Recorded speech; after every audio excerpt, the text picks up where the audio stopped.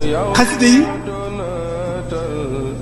moo nu war a dàqal lépp lu ñuy lekk lu ne jàng xasida moo nu ko war a dàqal.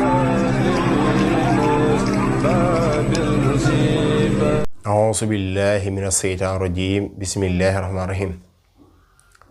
asalaamualeykum wa rahmatullahi taala wa barakaatuhu. yéen ngi baaxoo ànd ak suñ seen YouTube bi di ëttub xam-xam. ñu ngi baalu ñëpp àq tey baal ñëpp àq ci bisu ayit bi di ñaan suñ boroom ndangal lu suñ jaamu yàlla yëpp. jox ne ndongali Abdou Guèye moom ngeen doon xàndal ci naafile yi ci weeru koor gi mi ngi baalu ñëpp xàq di baal ñëpp xàq di ñaan ñëpp baalonte xàq di wax ne lépp lu ci jub ci yàlla la noonu la ko namee lépp loo xamante ne nag dëgg na ci man mu ñàkk solo mi la.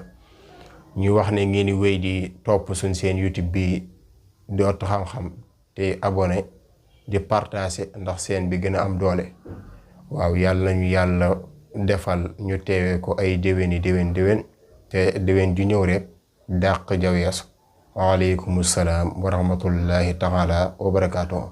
xasida yi moo nu war a dàqal lépp lu ñuy lekk lu ne jàng xasida moo nu ko war a dàqal.